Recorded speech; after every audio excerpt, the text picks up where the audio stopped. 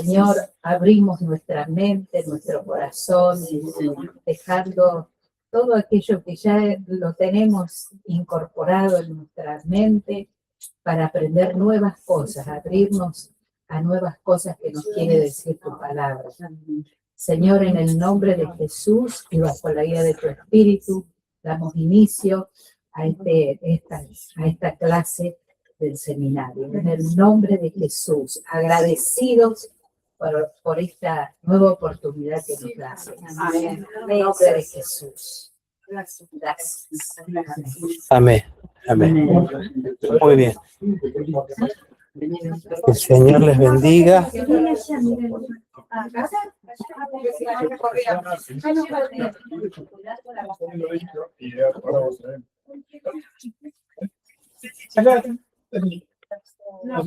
tal, hermano? Dios te bendiga. Hola, Agustín, Dios te bendiga. Quiere saludar, quiere saludar. ¿Cómo estás, Agustín? Dios te bendiga. Tanto tiempo, ¿cómo andás? ¿Bien? Me alegro de verte. Hola. Bueno, vamos a comenzar. Antes que nada, vamos a explicar un poquito por qué es este tema de la doctrina. ¿Sí? ¿Por qué vamos a ver doctrina cristiana o discipulado? Nosotros tenemos dos manuales de doctrina. Un manual de doctrina específicamente que trata todas las enseñanzas, todas las enseñanzas. De lo más importante, y este manual, que es más reducido, trata específicamente los temas que a veces no lo tenemos claro y bueno, yo se los pasé a ustedes, ahora al que no lo tiene se lo paso por el mensaje. Vamos a ver la conversión, el bautismo del Espíritu Santo, desde la perspectiva de lo que es el día de Pentecostés. ¿Por qué insistimos con eso? Vamos a ver la iglesia como una comunidad carismática y sanadora, que también le vamos a dar bastante importancia a esto. Luego vamos a ver el mundo espiritual. ¿Por qué hay una unidad específicamente del mundo espiritual? Porque este manual originalmente fue realizado en realidad por el obispo Gabriel Osvaldo Vaccaro, que es el fundador de ALIT y el fundador del seminario Emanuel, allí por los años 50. En ese momento, y si igual nosotros lo seguimos manteniendo, tenemos una muy buena relación con las iglesias históricas, o sea, las iglesias protestantes históricas, que no son ni la bautista, ni los pentecostales, como nosotros pentecostales, ni la iglesia de los hermanos libres, sino las iglesias históricas se llaman a la iglesia que vino de Lutero, la iglesia anglicana, la iglesia valdense, la iglesia evangélica del Río de la Plata. O sea, fueron las misiones que llegaron a finales del siglo XIX, comienzos del siglo XX, durante todo el siglo XX, la iglesia presbiteriana, la iglesia menonita, todas esas iglesias que se llaman históricas, protestantes históricas, forman un núcleo, ¿cierto?, de asociación, que está en la FAIE, la Federación Argentina de Iglesias Evangélicas, que son las más tradicionales. Luego venimos nosotros, las iglesias bautistas, la iglesia pentecostal, la iglesia de Hermanos Libres, bueno, y después los kioscos. Entonces, los que se autoerigen pastores porque quieren, y ahora son apóstoles. Entonces, en ese momento, en la década del 50, cuando el obispo Vaccaro, que se relacionaba mucho con las iglesias históricas, porque justamente una de las cosas que nosotros de Iglesia de Dios pasamos a ser la Iglesia de Dios, se hizo una decisión, porque en Iglesia de Dios se prohibía el seminario, se prohibía estudiar la palabra, se prohibía inclusive estudiar profesiones, o medicina, o psicología, y él estudió para ser escribano. Entonces, bueno, a nosotros también nos prohibieron en su momento estudiar. No, dice, con el secundario te va a ir bien, vos tenés que servir al Señor. Claro, ¿qué pasa con eso? Cuanto más ignorante sos, más te llevan de la nariz donde quieren. Bueno, eso lo vamos a ir viendo. Entonces, el mundo espiritual para las iglesias históricas no existe. Ya lo vamos a ver, por eso, bueno, vamos a tener, por eso hay una unidad especial donde nosotros vamos a ver la importancia del mundo espiritual, por qué nosotros sí creemos y por qué hay iglesias, aún siendo evangélicas, que no creen ni en los demonios, inclusive ni en la segunda venida de Cristo. Bueno, por eso es muy importante que veamos estas cosas, porque la Biblia dice, mi pueblo pereció porque le faltó conocimiento. Entonces, cuando nosotros ignoramos lo que realmente creemos y ignoramos lo que otros creen, por qué creen lo que creen o no lo creen, bueno, tenemos que tener herramientas para presentar nuestra fe y desde dónde la presentamos. Después vamos a ver el elemento sorpresa y la expectativa en cada reunión, que también es muy identificado de las iglesias carismáticas, de las iglesias que creemos en los dones, en el mover del Espíritu Santo, porque hay iglesias que saben, por ejemplo, cómo empieza, cuál va a ser la oración de apertura, qué sigue, qué se canta, ¿no? Y ya, inclusive hay lugares donde el mensaje se lee, se lee, no es que se expone, sino que pasa el predicador y lee todo el mensaje. Entonces, en esta explicación también, ¿por qué nosotros creemos en el elemento sorpresa, que es el Espíritu Santo obrando en cada reunión? Vieron que cuando se hace la oración de apertura del culto, dice, Señor, entregamos esta reunión a la dirección de tu Espíritu Santo, y eso no es algo, Para quedar bien, ¿no? claro, formal. No, nosotros creemos que el Señor está y que su Espíritu Santo dirige la reunión en el testimonio que cuenta nuestra hermana fulana, nuestro hermano, no voy a hacer nombre por las dudas para no equivocar, en el cántico, en la alabanza. Dios puede estar sanando a través de la alabanza.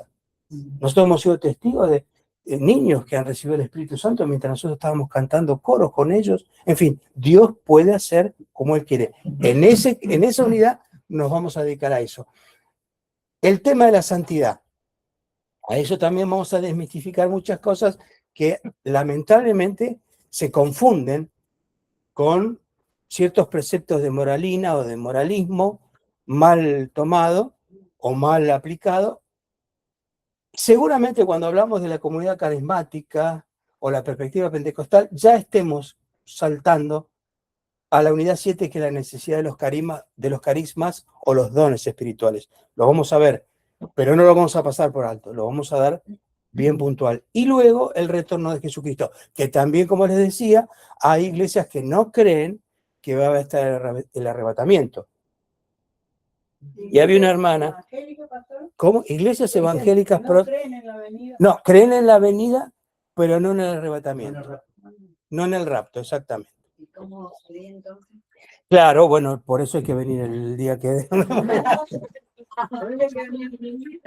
Claro, vamos a explicar, estaba mirando porque hay una hermana de Gastre, de la provincia de Chubut, pero no se pudo con él, por eso también es enfermera.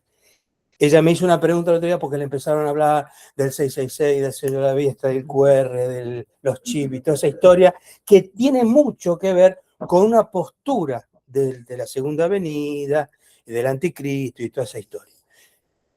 Por eso es que hay una unidad que vamos a tratar. El tema del retorno de Jesucristo, para nosotros, como para empezar a hablar hoy, usted acuérdese de esto. Jesús dijo, el reino ya está con vosotros o está entre vosotros, pero todavía no está manifestado plenamente. Entonces lo que nosotros decimos es el ya, pero el todavía no del reino.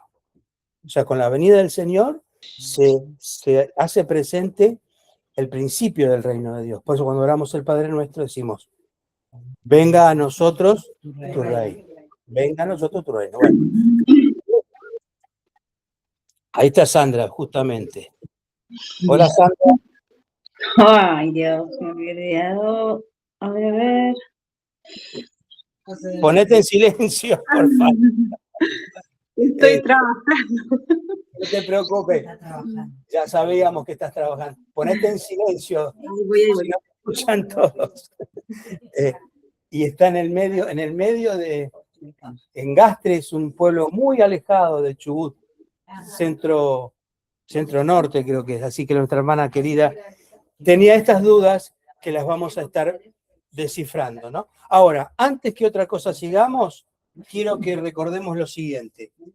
Como vamos a ver doctrina, bíblica o discipulado, hay algo que tenemos que separar, que es doctrina, Ah, bueno, quedó acá grabado eso, ¿eh? teología, Claro, sí. teología y costumbres. Usted, cada cosa que quiera mirar desde la palabra de Dios o las prácticas que alguna iglesia hace, primero que nada tiene que decir, ¿qué quiere decir la palabra doctrina? Muy bien, enseñanza. Entonces, nosotros vamos a ver en nuestra materia, todas estas son enseñanzas de la Biblia. O sea, que doctrina es enseñanza. Esto es lo que enseña la palabra de Dios acerca, por ejemplo, del nuevo nacimiento que vamos a ver ahora. Y después tenemos doctrina del Padre, doctrina del Hijo, doctrina del Espíritu Santo, doctrina de Dios, doctrina del hombre, doctrina de la creación, doctrina de la sanidad, doctrina del Espíritu Santo, bueno, doctrinas, enseñanzas de la Biblia. ¿Qué es la teología? ¿O qué son las teologías? Habría que ponerlo en plural. Las teologías, que quiere decir teo, Dios y logía, estudio, son las interpretaciones de las enseñanzas de la Biblia que se han hecho a lo largo de toda la historia de la Iglesia por hombres y mujeres. Entonces, la teología tiene un segundo nivel de importancia. Por ejemplo, como yo les decía ahora, respecto a la venida del Señor, hay iglesias que no creen en el arrebatamiento. Eso es una teología. Y otras que sí creemos en el arrebatamiento, que esa es otra teología. Lo que está seguro, y no hay ningún lugar a dudas, que el Señor viene por segunda vez. O sea, la doctrina de la segunda venida es una doctrina. Las teologías son interpretaciones. Que a lo largo de toda la historia de la Iglesia usted va a encontrar la salvación se pierde, la salvación no se pierde, el bautismo del Espíritu Santo, hay que hablar en lengua, no hay que hablar en lengua, existe la sanidad divina, no existe la sanidad divina. Bueno, esas son teologías. Y en el último escalón son las costumbres. Perdón, Sí. ¿cómo pondríamos entonces? ¿Teología? Teologías son las interpretaciones Ah, de las doctrinas de la Biblia hechas por hombres y mujeres a lo largo de la historia de la Iglesia. Aún hoy nosotros, usted escuchó hablar de la teología de la prosperidad, por ejemplo. sí. ¿Por qué se le llama teología? Agustín se ríe, ya lo vio tantas veces con nosotros. Por los parapsicólogos y también por los... Bueno, entonces, es una teología relativamente nueva, o que tornó en la práctica hace un tiempo. Ajá. Habla hacen a Jesús rico y que el evangelio es de la prosperidad y que vos tenés que sembrar para que Dios te bendiga, te prospere. Es un comercio.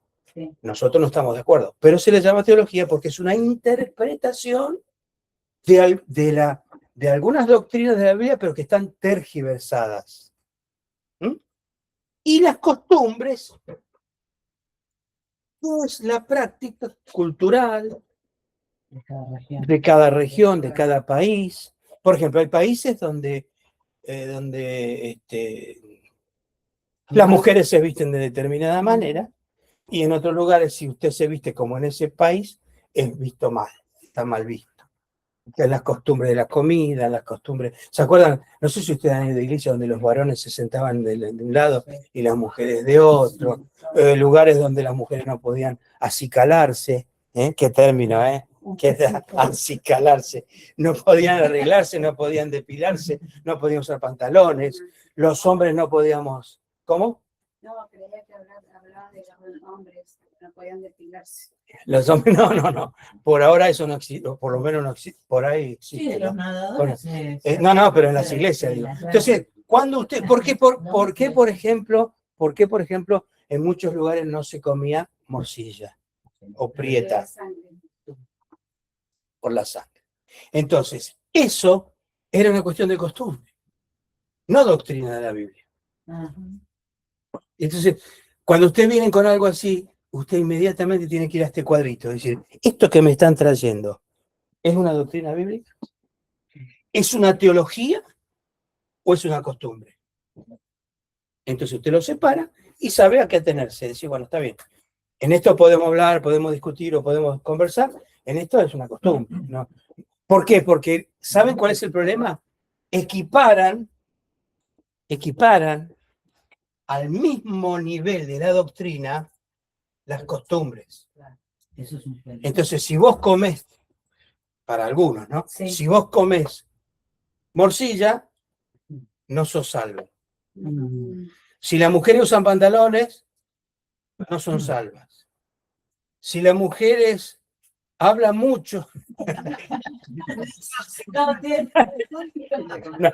bueno, Razón cualquier- traería de Ana. cualquier, No va a subir ninguna. cualquier cuestión de costumbre, el tema de las mantillas, ¿se acuerdan que Sí. había Sí. iglesias que se Ay, usaban? ay, Ay, bueno, Sí, Tu hermano libre está. por eso. Entonces, todo eso nosotros no lo vamos a jugar. Simplemente tenemos que saber, como estudiantes de la palabra de Dios, que son costumbres. Y ninguna costumbre puede estar al nivel de la doctrina bíblica. Amén. Y mucho menos una costumbre tenga que definir la salvación. Claro. Imagínense, si no, ¿para qué murió Jesús en la cruz? ¿Usted se imagina que vestirse de una manera o comer determinada cosa o no comer determinada cosa va a igualar el hecho de que Jesús murió en la cruz para salvarnos? Pero, lamentablemente, por muchos años, y nosotros lo podemos decir también, lo hemos sufrido. Por ejemplo, cuando mi cuñada, que hoy está con el Señor, creyente, nació nuestra hija Florencia hace 40 y pico de años. Menos mal que no me está escuchando mi hija, porque si no va a decir, digo 40 y pico. La fuimos a presentar, a dedicar al Señor. Mi cuñada nos regaló, o sea, hermana de Cristina, los aritos de oro, como los abridores. Entonces le pusimos los aritos abridores y les fuimos a presentar. Cuando los fuimos a presentar, no nos dijeron nada. Sí. Y ella se había cortado el flequillo.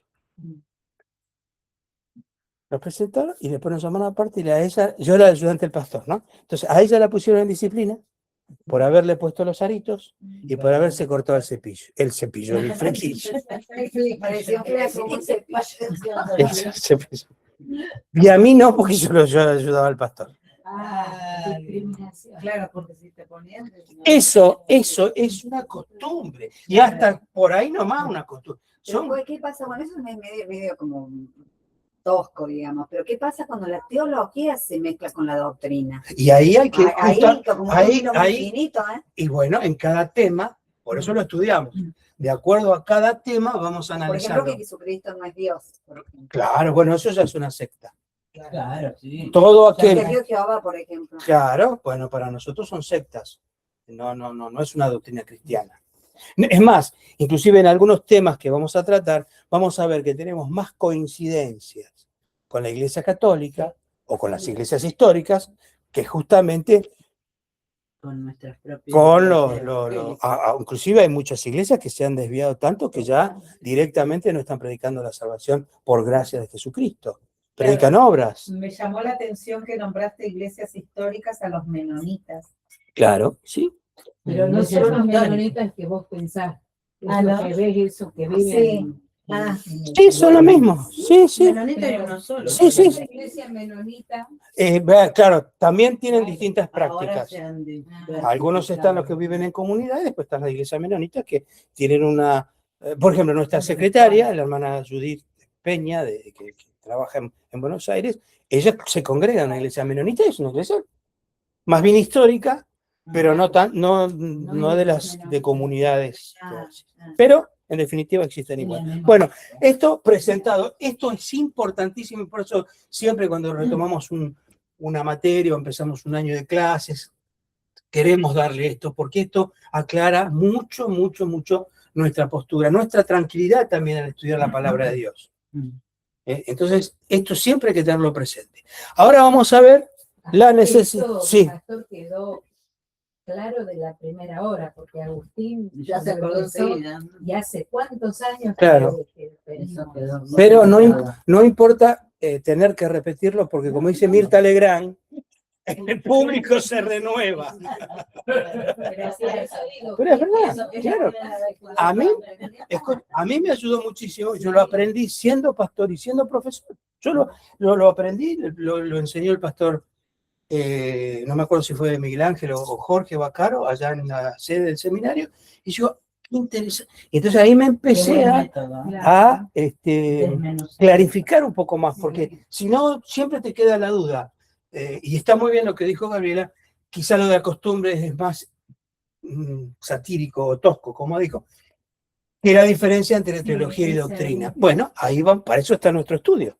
Para eso por eso insistimos tanto en hacer el seminario, en estudiar la palabra de Dios. Quizás no hacer el seminario de una manera académica o por ahí tan estricta, porque por ahí usted dice, bueno, yo no voy a dedicarme al ministerio, yo voy a servir al Señor. Pero si usted se quiere dedicar al ministerio, usted sabe que Dios lo está llamando a servir al Señor, no puede tener herramientas obsoletas o estar sin prepararse. Si viene alguien y le pregunta tal cosa, ¿usted qué le va a responder? Por eso es muy interesante y muy importante prepararnos en la... Miren, ¿se acuerdan los de Berea? Hechos 11, creo que, o 17:11. Dice, y los de Berea eran más nobles que los de Tesalónica, porque los de Berea comparaban con las escrituras para ver si lo que Pablo les predicaba era así. En aquel- O sea, que los de Berea eran más nobles que los de Tesalónica. Y tenemos vamos a darle esta semana, si podemos, la enseñanza, hay una enseñanza preciosa sobre la iglesia de Tesalónica. Fue una iglesia que tuvo poquito tiempo a sus pastores, a sus fundadores, que era Pablo. Y Pablo tuvo que salir corriendo porque le iban a matar. Sin embargo, la iglesia tesalónica tiene unas virtudes que están reflejadas en las cartas que escribe Pablo, que con la ayuda del Señor lo vamos a dar o a modo de enseñanza, no sé si de mensaje porque un poquito largo, pero tiene unas claves tan hermosas y solamente estuvieron Pablo y sus seguidores 3 sábados. En 3 sábados se fundó la iglesia. Ellos tuvieron que salir escapando por su vida y sin embargo quedó una iglesia formada, sana doctrina, convertidos, sirviendo al Señor, sufriendo persecución y se mantuvieron firmes. Es muy importante. Ahora vamos a ver entonces la necesidad, y yo les preguntaba ayer, la conversión, la necesidad de un nuevo nacimiento, que están también en el manual que yo les pasé, y a los que no les pasamos, se lo vamos a pasar en un ratito. ¿Qué les parece? Vamos a leer los textos bíblicos para ir despuntando el vicio. Romanos, a ver, ¿quién quiere leer? Romanos 3, 23, 24. Otro que lea Romanos 5, 1 y 2. Y Mateo 4, 17. Para luego buscar uno que lea Romanos 3. Esto está en el manual, por eso. Romanos 3, 23 y 24. 3, 23 y 24. Patricia, léelo vos. Romanos 5, 1 y 2. ¿Quién lo quiere leer? Lucy, Romanos 5, 1 y 2. Y otro que lea Mateo 4, 17. Mientras yo me tomo un mate. Está muy mal. Debe ser ser serio. Bueno, esto lo puedo borrar, ¿sí? 4:17. Mateo 4, 17, sí. Bueno, después escribimos, no importa, no lo borro. Romanos Entonces, 3:23. son textos muy conocidos, ¿no es cierto? Que en realidad, ¿cómo? Ella buscaba la lapicera y yo la tenía en la mano. Al estudiar estos textos, justamente vamos a hablar de la necesidad de un nuevo nacimiento. ¿Saben por qué es tan importante esto? Porque no necesariamente el haber nacido en un garage, usted es un auto. ¿Mm? Necesariamente no haber... Ahí hay gente que está buscando, a ver, o no sé, ¿será acá? Fíjate, por ahí te vienen a cobrar la luz, la rifa. rifa. ¿Qué quiere decir esto? Muchas veces la gente aprende a ser cristiana Entonces nacen en la iglesia, o llegaron de chicos a la iglesia, o de jóvenes a la iglesia, y es como que se acostumbran a ser creyentes. Pero en realidad, el tema del nuevo nacimiento está por ver. Así que Romanos 3, 23, 24, ¿quién lo tiene? Patricia, por favor. Por cuanto todos pecaron y están destituidos de la gloria de Dios, siendo justificados gratuitamente por su gracia, mediante la redención que es en Cristo Jesús. Todos, Ah, la redención. todos, dice la palabra de Dios, que hemos pecado, todos hemos pecado. Y estamos destituidos de la gloria de Dios. ¿Mm? Y la redención viene por obra, por la gracia, la obra de Jesús en la cruz. Ese es el centro del Evangelio. Muchas veces las personas no creen que necesitan salvación.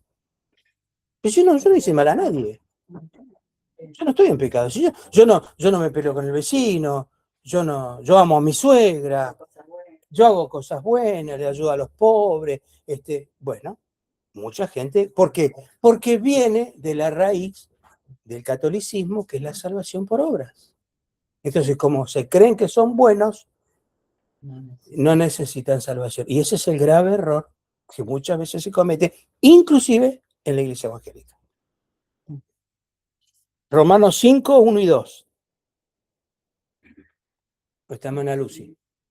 Dado pues por la fe, tenemos paz para con Dios por medio de nuestro Señor Jesucristo, por quien también tenemos entrada por la fe a esta gracia en la cual estamos firmes y nos gloriamos en la esperanza de la gloria de Dios.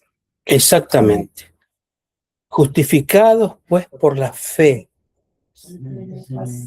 Tenemos paz para con Dios por medio de nuestro Señor Jesucristo, en quien tenemos redención. ¿Se dan cuenta que la palabra del Señor es tan categórica, es tan plena, para hacernos confiar en que nada, acuérdese siempre de esto, nada de lo que usted haga o de lo que yo haga va a hacer que Dios le ame más o menos? Porque Dios nos ama a través de Jesucristo, por lo que Él hizo en la cruz del Calvario por nosotros. Por eso la necesidad del arrepentimiento es lo que demanda Dios de nosotros. La obra ya la hizo Jesús.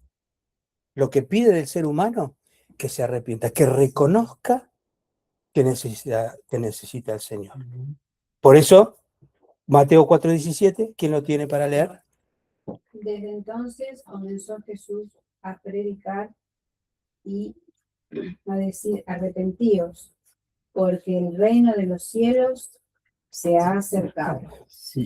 Ese es el comienzo del ministerio del Señor. La primera palabra que el Señor le dijo a la gente: bueno, vengan, siéntanse bien, pónganse cómodos, hagan de su vida lo que quieran, que el reino de los cielos... No. ¿Y arrepentimiento qué es? Cambio de actitud, cambio de dirección. Yo iba en una dirección opuesta a la voluntad de Dios y cuando me arrepiento, cambio, como dijo uno, 180 grados. 360, dijo uno. Vuelve al mismo lugar. Hizo la vuelta y... Bueno, ¿saben cuánto hay que pegar la vuelta?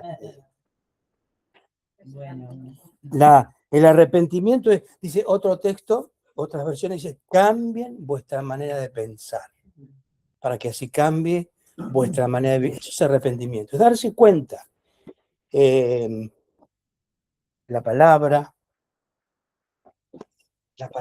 original del texto es metanoia, que quiere decir arrepentimiento. Palabra griega, metanoia. ¿Qué tiene que ver con dos partes? Una es: dejo lo malo, sigo lo bueno. No es solo dejar lo malo, es seguir lo bueno. Eso es metanoia.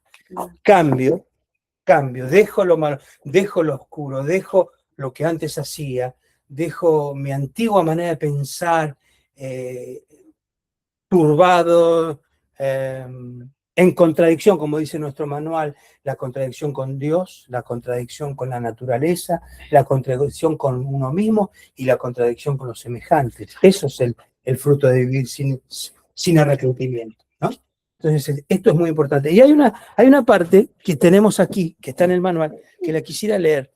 Dice, cuando el ser humano escucha y acepta el mensaje, es llevado a la necesidad de experimentar el nuevo nacimiento o conversión, que en este caso obran como sinónimos.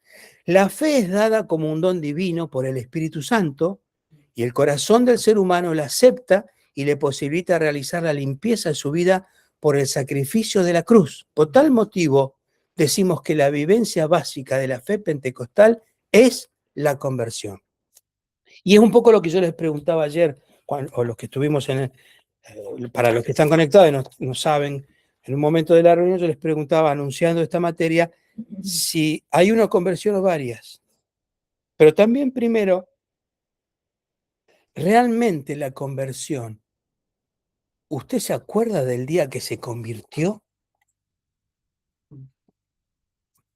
Yo siempre me acuerdo que nos ha pasado aquí, un hermano que ahora está con el Señor, siempre que hablábamos de este tema de la conversión, terminaba la clase o el culto, y decía, pastor, dice, yo la verdad que no sé si estoy convertido. Y teníamos, con la pastora Alcira, teníamos que hablarle, ¿no? Aparte. Él tenía una gran duda sobre si él estaba convertido. Entonces, un día, comentándome, dice, pero mi esposa y mis hijos me dicen que yo cambié totalmente de que empecé a ir a la iglesia. ¿En qué sentido? No, que cambié para bien, porque yo era esto, y ahora ellos notan que soy así, mucho mejor, ¿no? Y bueno, eso es conversión, eso es cambio positivo. Así que no dude, porque era un hombre que siempre le buscaba el pelo al huevo, o sea, siempre tenía alguna duda. Me acuerdo, allá por los años mozos, me mandan a reemplazar a un profesor que iba a dar clases de este tema en Mar del Plata, en otro seminario, en otra iglesia. Lo hacían en un club, la clase, ¿no? Y entonces, claro, el pastor que daba clases era el hermano Jerusalén, nuestro amigo que ahora vive en Canadá. Era alto, ya mal, rubio, flaco y castaño casi, sí, y sí, callos. Entonces, cuando llegan, no me conocían. Entonces, cuando yo llego, justo estaba todos esperando, los alumnos, eran como 50, estaban todos esperando ahí, y yo llevaba la llave de abrir el salón, que me la dieron en el seminario. Entonces llego a Mar del Plata, me voy. Buena. Entonces, ¿y usted quién es? Digo, no, yo vengo a reemplazar al profesor. Abrí la puerta, empezó la clase, empezamos a hablar del nuevo nacimiento, y lo que significaba la conversión, y por ahí en el medio, una joven levanta la mano, me dice, pastor, dice, yo le quiero decir algo, si esto que usted está hablando es haber nacido de nuevo, yo nunca nací de nuevo, me quisiera entregar hoy al Señor. Gloria a Dios. Y ahí nomás paramos la clase y entre todos oramos para que esa joven se entregara al Señor. Por eso digo, no necesariamente, y hay casos de pastores. Hay casos de pastores que después de escuchar la prédica acerca de la conversión, el texto característico es de Juan capítulo 3, de Nicodemo, que fue a Jesús, y Jesús que le dijo, es necesario nacer de nuevo. Por eso yo digo, ¿usted puede dar fe? ¿Se acuerda cuando usted se convirtió? ¿O por ahí se acostumbró? Vamos con las preguntas, vamos. Hablar de conversión, me da la sensación que es un proceso. Una cosa es, me parece, no sé, entregar, o sea, a partir de hoy mi vida es una bisagra, ¿no? Empieza de una manera, en Dios, en camino con Cristo, pero la conversión me parece que es un verbo, ¿no? Una cosa que no es que yo me convierto y a partir de ese día hay un antes y un después. O sea, a ver, una cosa es que yo acepte a Cristo, que me parece que entonces cuando usted dice, digo, bueno, sí, yo recuerdo ese día, pero me parece que la conversión es algo que se va trabajando y puliendo día a día hasta el día de hoy, ¿no? Exactamente. Y bueno, si vas para acá. Son las, Claro, pero no es inmediato. no, siempre es un proceso. Por eso no Inclusive la salvación es un proceso, inclusive la santificación es un proceso, o sea, la vida en Cristo es un proceso, pero hay un comienzo. Yo digo, lo que nosotros decimos, ese comienzo, lo puedo recordar. Que no En sé este si momento, conversión, porque puede ser un comienzo, pero no. pero es conversión. Sí, la conversión es un comienzo y ahí hacia hoy voy. Si no, Convertir. si no, ¿qué es convertir? si no es cambiar. Cambiar. Cambiar. Tomar la Cambiar de decisión. Yo tengo que cambiar de dirección. Tomar la Ese cambio de dirección, voy dejando lo malo y voy Oye, acercando cambio. a lo bueno. Es propio. Y a medida que uno se acerca o vive la vida. Por eso ahí están las posturas, ¿no es cierto? Por eso ahí vemos las teologías que decíamos hoy. En las posturas que hay es que está indudablemente este camino progresivo que me voy con. Por eso decimos, nos convertimos varias veces. Hay cosas que nosotros vamos cambiando. Sí. Y por eso cuando la iglesia en la reforma, uno de los principios de la reforma es la iglesia transformada o reformada, siempre reformándose. Es constante. Lo más peligroso es quedarnos tranquilos y bueno, ya está, ya me entregué. Miren cuántos hermanos dicen, pero yo hace 50 años que vengo a esta iglesia. Sí, hermana, puede ser que venga hace 50 años, pero es un año repetido 50 veces, porque la persona no cambió. No cambia en actitud, no cambia en forma de ser, no cambia en el amor, no cambia en un montón de cosas. Por eso es importante, está bien lo que vos decís, muy bien, porque es un proceso, pero hay un comienzo. Hay un comienzo. Ese es el comienzo de decir, sí, yo me acuerdo. En algunos fue más categórico. Por ejemplo, yo conocí a un pastor que no sabía leer ni escribir. Él se bajó borracho, pero borracho alcoholizado del tren en Boulogne, en Buenos Aires, ¿no? En la localidad de Boulogne, y había una campaña. Y él se acercó. Y él recuerda haber pasado al altar ahí a la plataforma en el momento que llamaron a las personas a aceptar a Cristo. Y él cayó de rodillas en la oración esa, y él dijo, yo te entrego mi vida porque ya no puedo más con este alcoholismo. Y cuando se levantó, se le pasó la borrachera, y a partir del pastor Lorenzo Ortiz, y a partir de ese día le entregó su vida y cambió totalmente, y recuperó su familia, etcétera, etcétera. Hay casos y casos. Para todos no puede ser igual. Por eso nunca la experiencia personal hace doctrina. Pero sí nosotros creemos que es necesario nacer de nuevo. Cuando hablamos de nacer de nuevo, uno no nace más o menos, nace. Cuando la persona nació, nació. O nace o no nace. Después va creciendo y va caminando, ¿no? Es muy importante eso. Patricia. Más o menos lo mismo que ella iba a preguntar. ¿Qué diferencia hay en aceptar al Señor y convertirse? Convertirse. A veces hay que ver a qué llamamos a aceptar.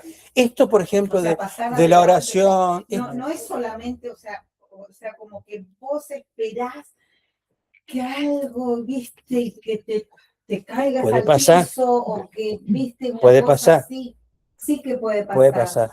Pero no necesariamente tiene que pasar así. Eso, No es eso, una porque manera. a mí eso no me pasó. Bueno, pero no necesariamente va a pasar de esa manera, porque cada uno el Señor obra de distintas formas, ¿no? Uno se da cuenta que es convertido porque empieza a cambiar. Las acciones de uno empiezan a cambiar. Sí, tal cual, sí, por su fruto lo conoceréis. Vamos dejando, en algunos más, digamos, por ahí son procesos más cortos de ese cambio y en otros lleva más tiempo, pero sí, hay. Pero, claro, a Pablo lo hizo caer del caballo, a otro no. ¿Y a dónde sale la idea esta de hacer la oración de fe, esa famosa oración de fe? Bueno, ahí iba, y gracias, Agustín, gracias, lo iba a mencionar. Este tema de la famosa oración de fe, entrego mi vida al Señor, en realidad no es bíblico. No es bíblico. se empezó a usar cuando comenzaron las misiones evangelizadoras y sobre todo las misiones o las campañas evangelísticas para llevar un registro de que los misioneros y los evangelistas iban a los pueblos, a las ciudades o a las naciones, sobre todo las misiones que venían del extranjero, para llevar y dar los informes, sobre todo cuando surgieron las sociedades, que son sociedades misioneras que siempre fueron paraeclesiásticas, es decir, fueron sociedades a veces de varias iglesias para sostener misioneros y enviarlos a los campos. En esos misioneros enviados a los campos, el misionero tenía que dar un informe de cómo iba desarrollándose el resultado de su misión.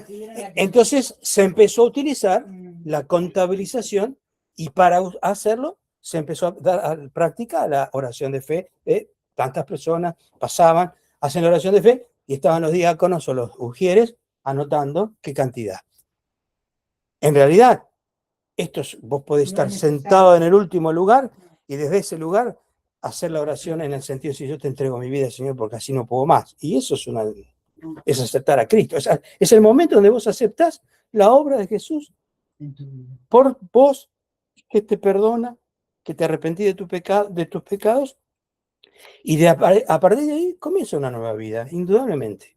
Si uno lo hace de corazón, va a pasar. Si uno lo hace por repetir, ¿cuántas veces nos ha pasado que la gente pasó, repitió, pero en realidad lo repitió de la boca para afuera? Porque el acto no sabemos si lo entendió, si no lo entendió. A veces también está en nosotros el error de que éramos impulsados cuando nos pasaba a nosotros de jóvenes, que nos mandaban con trataditos, con folletos. En la iglesia me hicieron hacer la oración de fe 3 veces, más o menos. Claro. Ahí me pase al frente, recelo al Señor. No me tenían, esperamos tanto, no tenían contabilizado que yo era de ese lugar. Venga, si vos pasás, bueno, por eso, esta sería una costumbre que se adoptó para poder llevar un control o un detalle de lo que estaba haciendo, pero no necesariamente tiene que ver con que eso marque la salvación o la Igual conversión. nosotros siempre preguntamos, ¿recibiste al Señor en tu corazón? Y sí, porque es una Siempre costumbre. Claro, bueno, porque esto está bien, está bien. Ahora, lo que yo les quiero hablando de la conversión, dice, estamos convencidos, diría Alfonsín, estamos persuadidos. Jesús le contestó a Nicodemo, te aseguro que si uno no nace de nuevo, no podrá gozar del reino o el reinado de Dios. Pero acá, estamos convencidos que en la vida del hombre, o la mujer, no, es imprescindible que se produzca un cambio radical, tanto en la actitud individual como en lo colectivo. Es decir, nos ubicamos dentro de la línea evangélica que promueve una conversión profunda y genuina del ser humano a Dios. Si tal como hemos dicho anteriormente, el hombre está en contradicción con Dios, consigo mismo, y el origen de eso es justamente su alejamiento de Dios, solo en restablecer esa comunión con el Señor se hace a través de la obra de Cristo en nosotros. Y tiene que haber esa comunión. Yo creo, hermanos, pero profundamente creo, ¿no?, que una de las crisis que estamos teniendo en las iglesias es que la gente no está convertida. Porque si a la gente vos le tenés que andar pidiendo por favor, si le tenés que andar diciendo esto, una persona que camina con Cristo, si realmente entregó su vida, ¿no dice Jesús, tome su cruz y sígame cada día? ¿Por qué la pastora Chila tiene que estar diciendo, vengan hermanos del culto, vengan hermanos del culto, vengan hermanos del culto? Si hay cosas que son más importantes en mi vida que seguir al Señor, que congregarme, que estar con los hermanos en comunión, ¿sabe que le voy a dar una noticia? Usted no está convertido.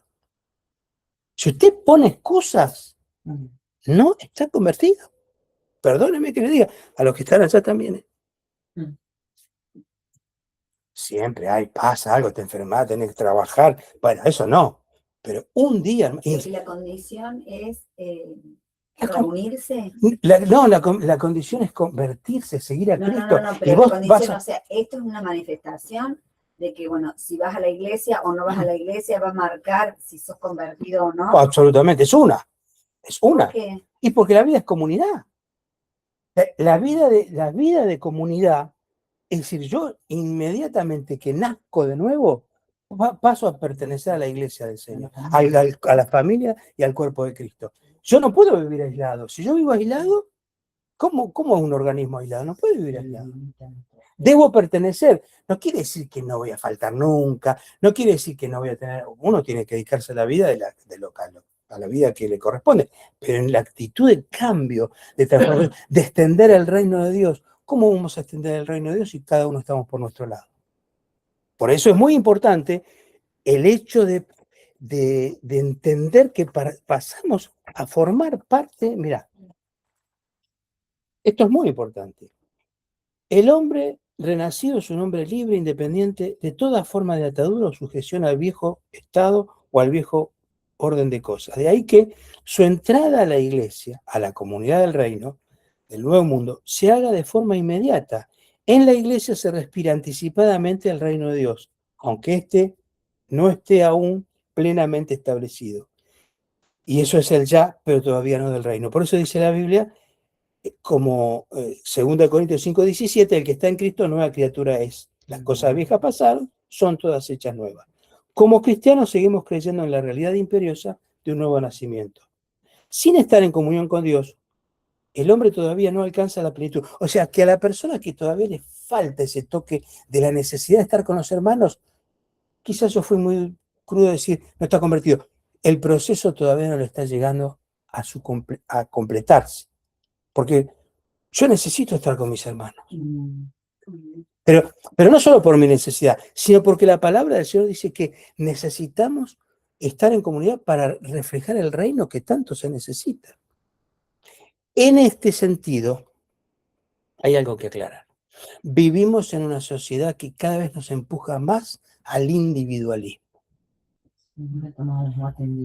Entonces nosotros, sí, bueno, pero eso fue por una cuestión que realmente creo que Es saludable. es por salud y sobre todo se marcó más en la pandemia, ¿no? Pero estamos bombardeados, por ejemplo, ¿cómo insistimos con los coros? Yo. ¿Sí no me ocurre? Los coros individualistas. La sociedad te obliga a estar cada vez más aislado. Entonces, el vivir en comunión, el vivir en comunidad, por ahí no es tan importante, o no creemos que sea tan importante. Sin embargo, en la práctica de la vida de la iglesia es fundamental, sobre todo en lugares como nos pasa en Río Grande, o como también pasa en varias ciudades de la Patagonia, donde el arraigo no está tan marcado. ¿Cuánta gente acá no van bien las cosas, junta todo y se vuelve al continente? Es una característica con la cual la iglesia local o las iglesias locales tenemos que luchar. ¿Por qué? Porque cuesta mucho afianzarse. Pasa lo mismo, por ejemplo, en Comodoro Rivadavia. Y cuesta mucho también el sentido de pertenencia. Lo hemos analizado muchísimas veces nosotros aquí en nuestra iglesia, en nuestra asociación también, cómo a la gente le cuesta lograr el sentido de pertenencia a un lugar. Cuando uno logra ese sentido de pertenencia y se siente parte, entonces las cosas cambian. Por eso hay que trabajar sobre este cambio radical, pero por sobre todas las cosas, entender que nos necesitamos unos a otros. Por eso es tan importante la Santa Comunión o la Santa Cena, el hecho de compartir este momento, como cuando empezamos ustedes decían, bueno, pero es muy lindo este momento de comunión, y realmente nos enriquece a todos, nos bendice a todos, nos libera a todos. Hay muchos pasajes bíblicos que a veces se toman muy individualistas. Y se toma, claro, y habría que verlo más en comunidad. Por ejemplo, cuando Pablo escribe las cartas, Pablo les escribe, por ejemplo, a los romanos, dice a los hermanos, a la iglesia que está en Roma. No es una carta individual para uno solo, es para toda la comunidad. Y toda la comunidad vive y se expresa y se manifiesta, y también tiene problemas con la persecución, o problemas de desánimo, o problemas de esperanza, o problemas que lo que fuera, en comunidad. Fíjense otro dato. Cuando apareció Jesús resucitado a los 11 o a los 10, porque no estaba Judas y no estaba Tomás. Los 10 estaban juntos. Jesús se apareció. Lo vieron.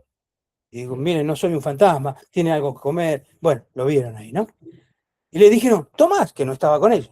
Tomás, ¿hemos visto al Señor? Nah, que me van a venir a decir ustedes. ¿No? Él estaba fuera de la comunidad de los 10. Ya estaba perdiendo la fe. ¿No? Entonces, cuando él se integra la semana siguiente, Jesús aparece de vuelta y le dice, vení, Tomás, poné la mano acá, ven, poné. Toca acá al costado. Y no seas incrédulo, sino creyente, ¿no? Aunque tenemos nuestra apreciación también de que él era bastante honesto con su fe, de todas maneras, el hecho de estar apartado, se enfría la fe, se enfría la comunión. ¿No? Que se volvían a Emaús también. Bueno, ese es un pasaje hermoso de Emaús que realmente nos trae tantas enseñanzas, ¿no? Porque a veces Jesús está caminando a nuestro lado y no nos damos cuenta. Y estamos tan enroscados en nuestros propios desánimos, nuestras propias, nuestros fracasos. Ellos volvían fracasados. ¿Se acuerdan que volvían discutiendo? Y entonces Jesús se acerca y no lo reconocieron. ¿Qué cosas están discutiendo entre ustedes? Le dice. ¿Cómo? ¿Cómo? Dice, vos sos el único forastero acá que no te diste cuenta. Y era Jesús. No dio tiempo a que se enteraran de que había resucitado. Y claro, porque se fueron. Se fueron. Distintas las mujeres. Las mujeres fueron las primeras testigos de la resurrección. Y usted sabe que en realidad había apóstolas. Lo que pasa es que las ignoraron en las escrituras, y sobre todo en la iglesia oficial, que después fue la iglesia católica.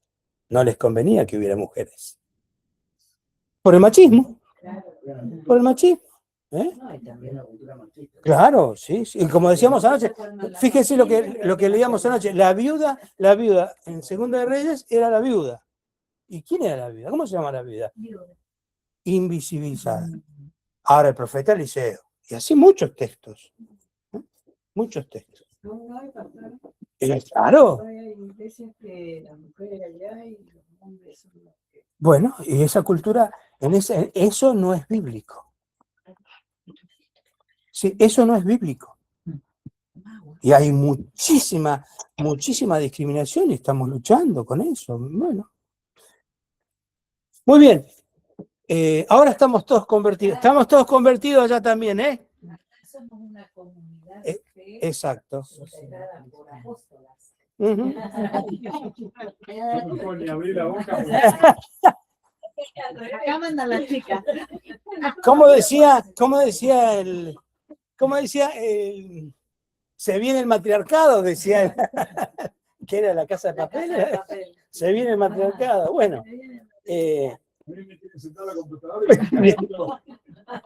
Y así lo que yo te digo. Y si pongo un tema equivocado, me dice O sea que esto es totalmente al revés.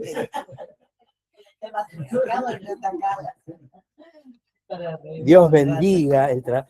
Es impresionante, y si supiéramos reconocer el trabajo que hacen las hermanas, las mujeres, las mismas discípulas del Señor. El rol que se tapó totalmente. Hay un libro hermoso, no recuerdo ahora el nombre. Bueno, aparte de las mujeres de la Biblia, ¿no? Pero... ¿Cómo también sostenían el ministerio? Y de Jesús, claro. ¿Sí? Pero se apagó, o sea, se silenció, esa es la palabra. Se silenció el ministerio de María Magdalena. Claro. Sí. María Magdalena era una de las más férreas servidoras del Señor y fue una de las que más llevaba adelante la evangelización en los primeros tiempos de la iglesia. Pero no convenía. Si se ponía a gastar perfume, como la samaritana que se fue al pueblo a predicar, claro, y se convirtió al pueblo. Sí. Bueno, vamos ahora a la segunda parte, unidad número 2. Unidad número 2, el bautismo en el Espíritu Santo, una perspectiva pentecostal. Bueno, acá es muy importante esto. Ustedes saben que yo les paso el manual, ustedes lo leen, para mañana le voy a tomar la lección de hoy. No, para que lo vayan leyendo, ¿no es cierto? Vamos a otro que no haya leído, que quiera leer. A ver, Joel 2:28 al 30. Gabriela, ahí está.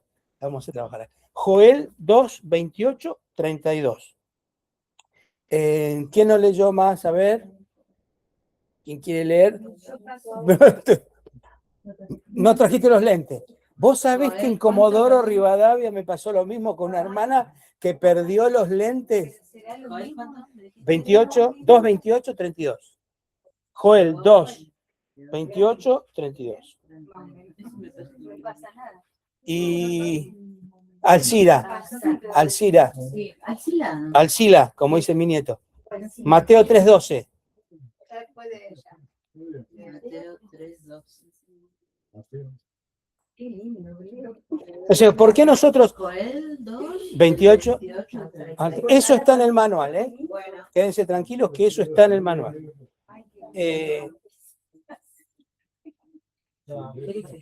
En el pensamiento pentecostal, la conversión, como dijimos, es 2:28, 32.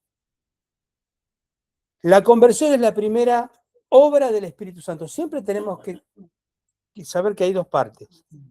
La persona es redarguida, es amonestada, es buscada por el Espíritu Santo. Cuando el Espíritu Santo obra en nuestro corazón y nos atrae a la salvación, dice, Él convencerá al mundo de pecado. de pecado, de justicia y justicia. Entonces, Él nos redarguye y nos hace sentir que necesitamos el arrepentimiento, pero somos nosotros los que aceptamos, o como decíamos hoy, que aceptamos y que a partir de ese día comenzamos una nueva experiencia con el Señor. Ahora, perdón, Sí. creo que este es un punto, digamos, fundamental, ¿no? ¿Cómo le hablas de pecado a una persona que no tiene el Espíritu Santo y no convence? Y estamos estos excusas, yo soy una persona buena, y sí, porque el Espíritu Santo no se ha revelado. Lo que uno le tiene... No, ¿Cómo claro, es el tema? vos le hablas a la La persona, conclusión, claro, son todos buenos en su propia opinión. Somos todos mientras uno pueda testificarle del Señor y decirle el texto, hay algo muy, muy importante. Nuestra misión es hablar la palabra, dar la palabra. Decir, mirá, nosotros como cristianos creemos que la palabra de Dios es lo que nos guía y nos da fundamento. Si yo te digo, esta es la palabra de Dios, y la persona te dice, no, esto es un libro cualquiera, bueno, ya es difícil empezar a hablar. Ahora, de todas maneras, yo quiero expresarte mi convicción.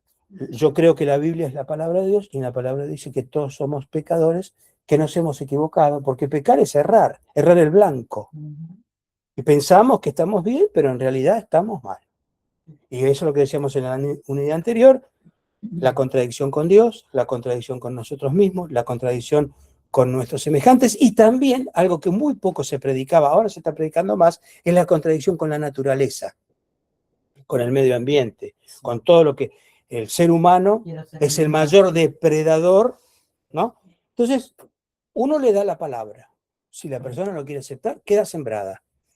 No es ni por imposición. No. Y dice que por eso dice que el Espíritu Santo va redarguyendo. Vos le hablaste hoy, mañana por redarguir. Escarbar, claro, ¿viste? Está ahí buscando, está trabajando, amonestando, ¿no? Y por ahí después va y le habla a Agustín, y por ahí después le va y le habla a Sandra, hasta que un momento hace el impacto y La palabra es viva y dice, yo estoy a la puerta y llamo. Si alguno abre la puerta, yo entraré a él, cenaré con él. Esa es la invitación. Por eso no nos tenemos tampoco que hacer cargo o preocuparnos tanto cuando la persona, porque duele, es verdad que duele.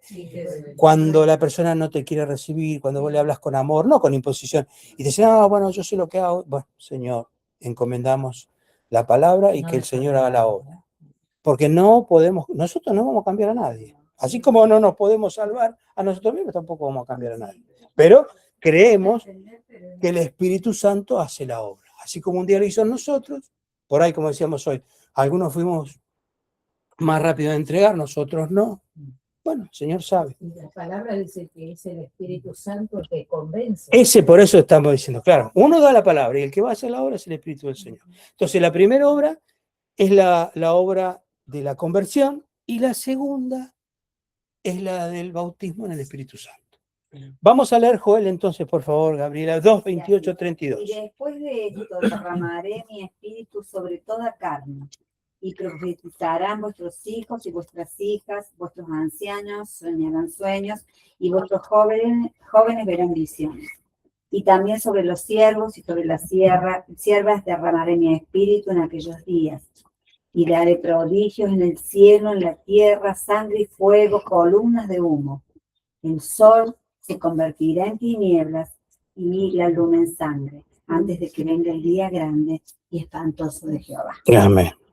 Y todo aquel, eso, seguimos. Y todo Hasta el 32. que invocare el nombre de Jehová será salvo, porque en el monte de Sión y en Jerusalén habrá salvación, como ha dicho Jehová, y entre el remanente al cual él habrá llamado. Bien. Este texto se toma como fundamento para el cumplimiento que se dio o que lo que se promete en Mateo 3:12. ¿A quién le pedimos Mateo 3:12? A Rodolfo, dale. El aventador está en su mano, y limpiará su era, y recogerá su trigo en el granero, y quemará la paja en fuego que nunca se apagará. Bien. 3:12. A ver. Sí, Espera, entonces está mal el texto acá. ¿Cómo puede ser que no me... Mateo.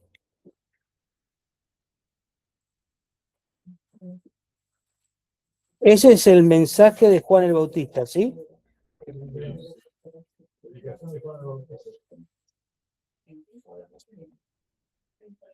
Perdón, es 3, bueno, es la última parte, 3:11. Está mal el texto acá, ¿ves? Constantemente lo estamos con.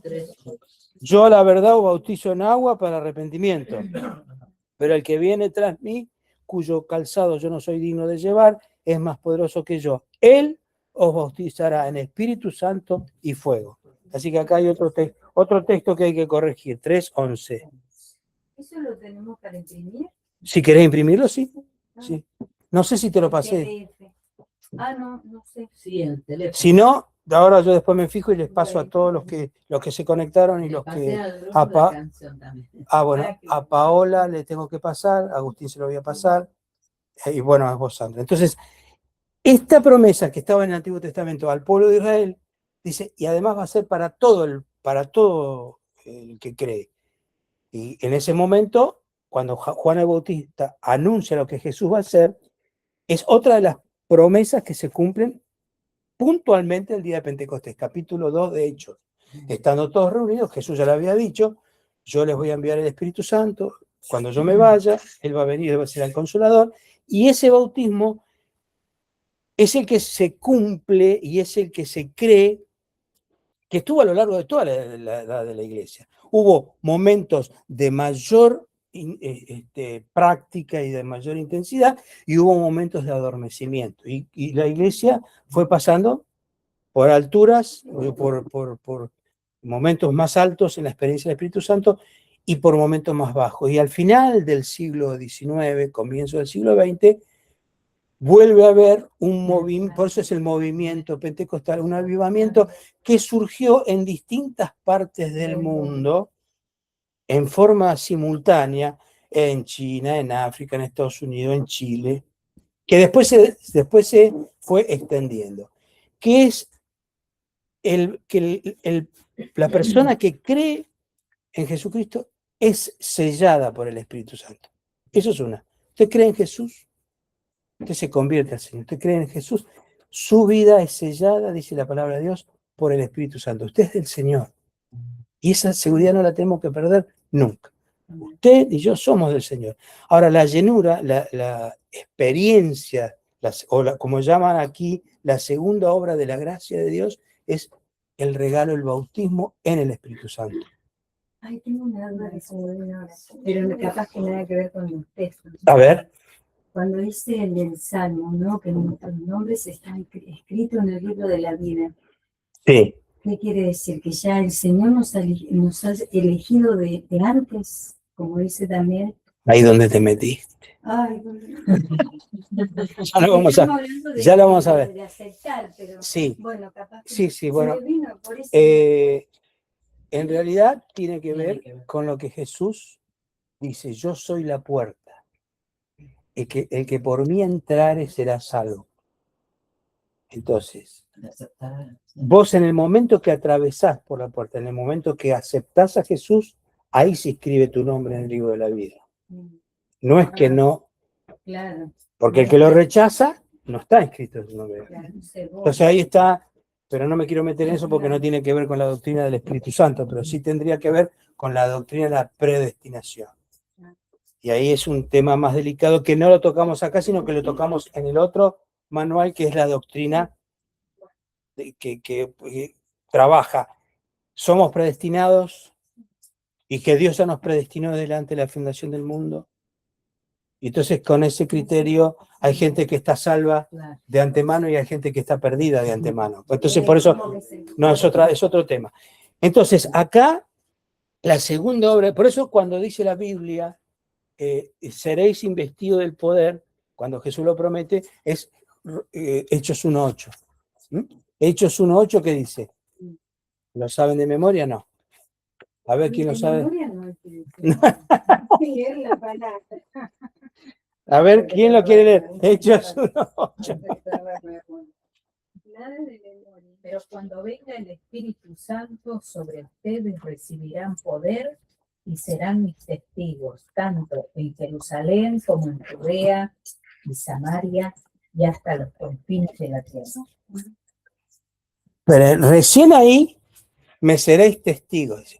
Cuando venga el Espíritu Santo sobre vosotros, seréis revestidos de poder y ahí me seréis testigos. Por eso muchas veces adelantarnos a los procesos no es bueno. Uno tiene que ser revestido del poder de Dios para ser testigos, no antes. ¿Y dónde somos testigos? En Jerusalén, que era el primer lugar donde ellos estaban, en Judea, que era su ciudad, en la zona donde vivían, en Samaria, que eran los enemigos, y hasta lo último la tierra. O sea que hasta acá había que ser testigo, hasta Tierra del Fuego. Es muy importante el ser revestido del poder del Espíritu Santo para poder servir. ¿Cómo sabes si estás revestido? Y si está revestido es porque hay señales en la vida del cristiano, y acá lo vamos a ver ahora. ¿Cómo leímos en Joel? Leímos que ahí va a haber señales. Y si insistiremos más adelante, porque creemos que es muy importante ser revestido del poder del Espíritu Santo para la misión, el testimonio. Siempre la obra del Espíritu Santo en nuestra vida va a glorificar a Cristo. Toda obra, toda manifestación, normalmente, yo voy a decir se tenía, porque hoy en día también se aceptan otras señales. La señal fundamental de ser sumergidos, por eso es bautizados en Espíritu Santo, ¿no? Es esa experiencia espiritual, la llenura del Espíritu del Señor sobre nuestras vidas.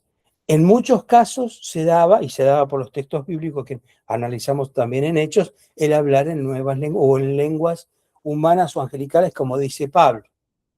También en otros lugares se tornaba como la experiencia en el llorar por el bautismo del Espíritu Santo, reír, saltar, danzar. Entonces hay iglesias que a los comienzos del siglo XX, cuando había las manifestaciones espirituales, tomaban por ahí más importancia en los que danzaban en el Espíritu que los que hablaban en lenguas. Entonces, hoy por hoy,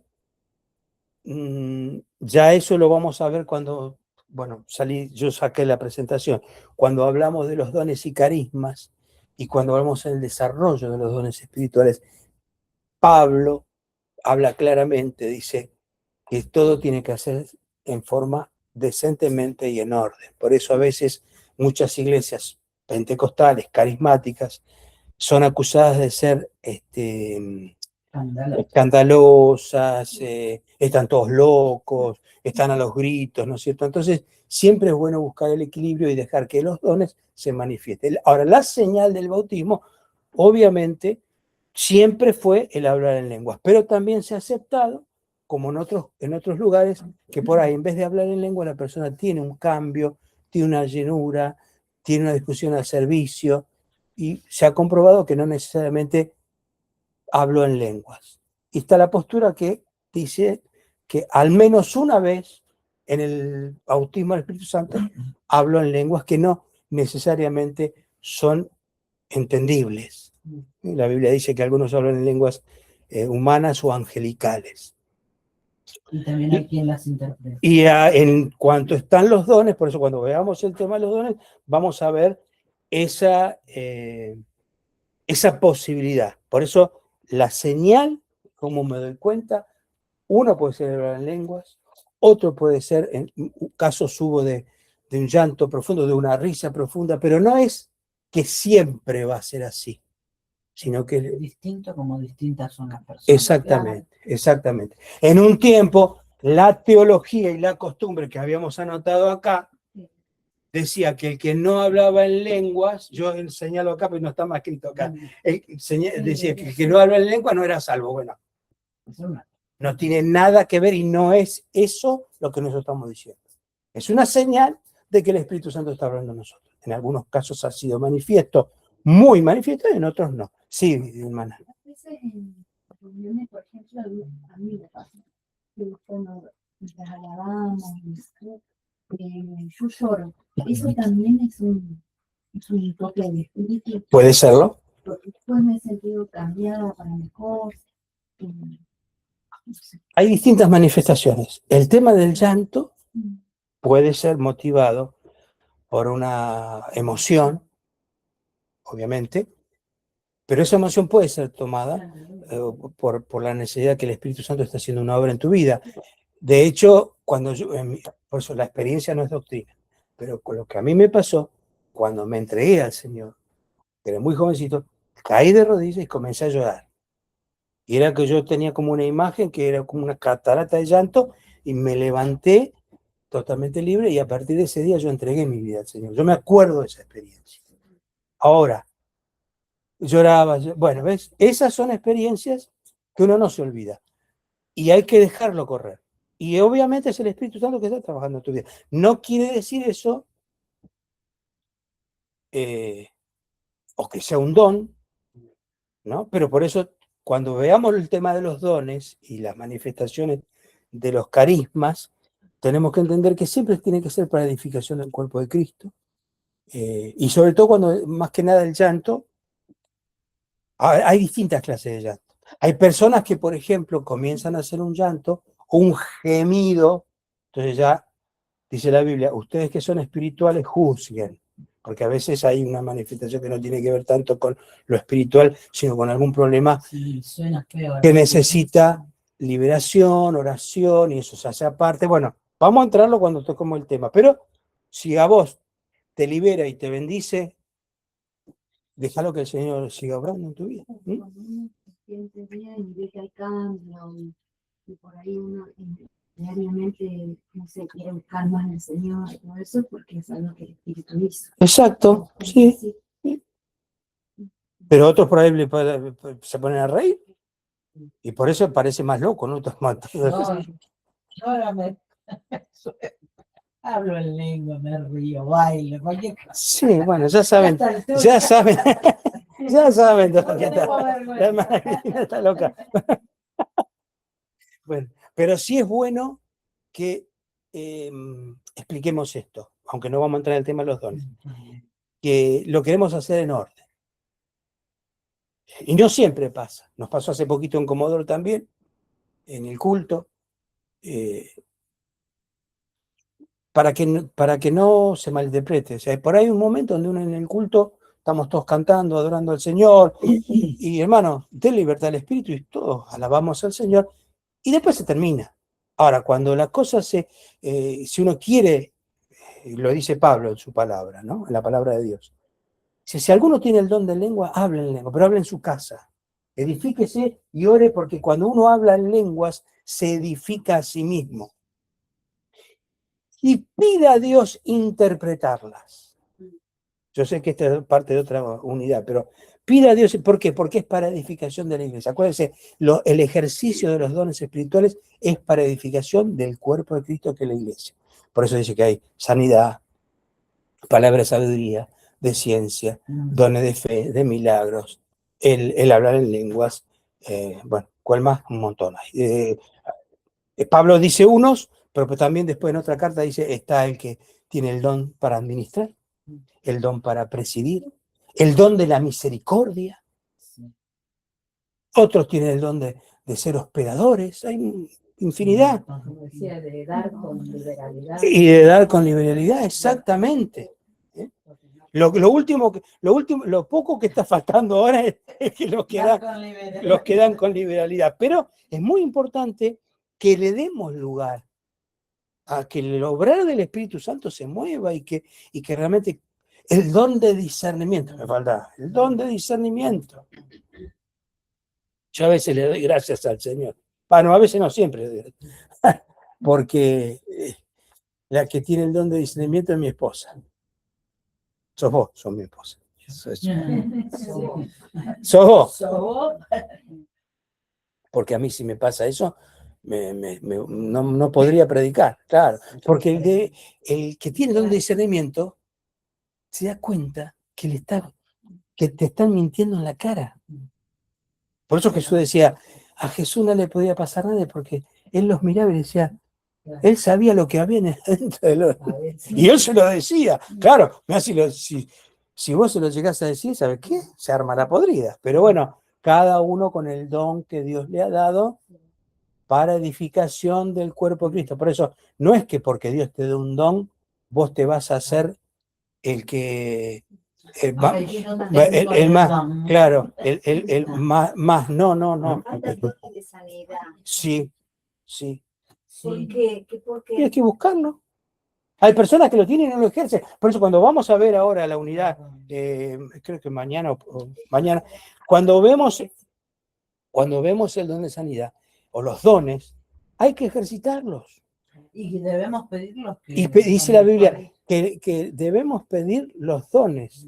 Pablo dice, pidan los dones espirituales. No se queden solo en hablar en lengua. El hablar en lengua puede ser una señal y puede ser de edificación, pero mayor es y orar por los enfermos. Hay que orar por los Yo creo enfermos. que con ese don se va a convertir el pueblo musulmán. No sé, estoy con todos estos pueblos que Ay, tienen otro Dios. sí. Yo creo que ahí, no sé, porque Y bueno, es muy sensible con respecto al cuerpo. puede ser, ¿no? claro, sí, Entonces también. me parece que Dios va a obrar milagros, ¿no? De Bueno, sanidad. es posible. No Yo sé, lo que sí pero creo, mía.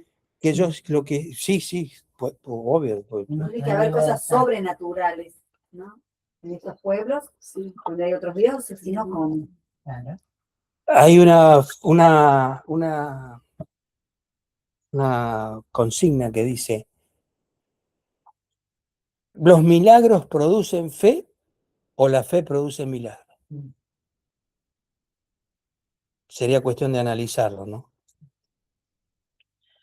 En el caso de Jesús con los judíos, siempre que hay una manifestación del Señor, sanando, algunos creían y otros se ponían enfurecidos.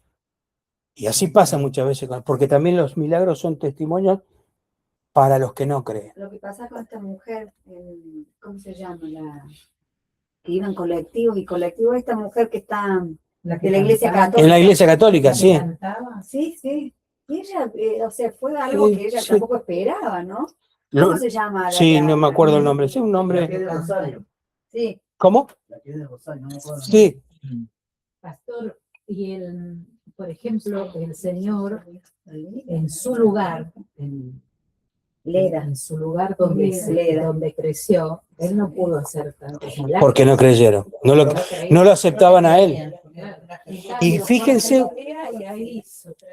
ustedes cómo es, ¿no es cierto? Que dice que él no pudo hacer ahí milagros porque la gente, lo que él dijo, no hay profeta si no honran en su propia tierra. Pero es muy importante que anhelemos los dones espirituales. Muy bien, y eso nos va a dar pie para que con la ayuda del Señor, mañana comencemos en la unidad 3, que es la iglesia como comunidad carismática y sanadora. Y vamos a empezar quizás con este texto que nos propone el manual, pero también con otro gran desafío.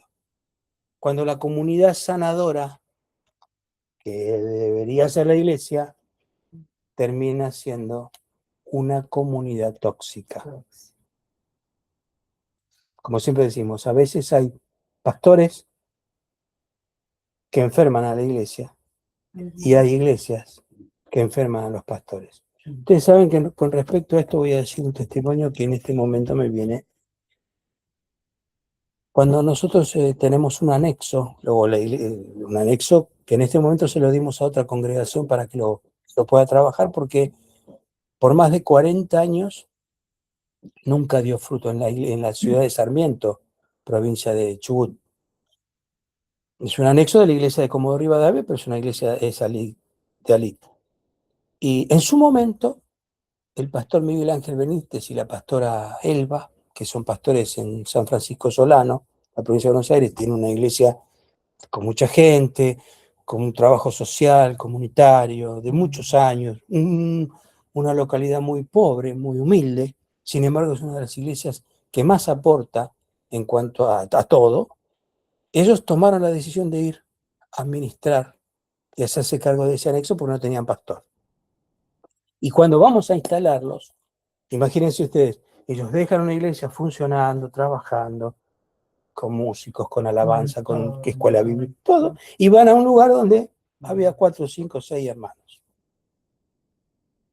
Y entonces en ese momento, cuando yo los presento, dije esta situación, ¿no? Dice, hay iglesias que enferman a los pastores o pastores que enferman a las iglesias. Y esos hermanos que estaban allí, por muchos años venían diciendo, no, el día que tengamos un pastor o un día que tengamos una pastora, vamos a andar bien, vamos a funcionar. Bueno, los agarró la pandemia, los pastores tuvieron que volver.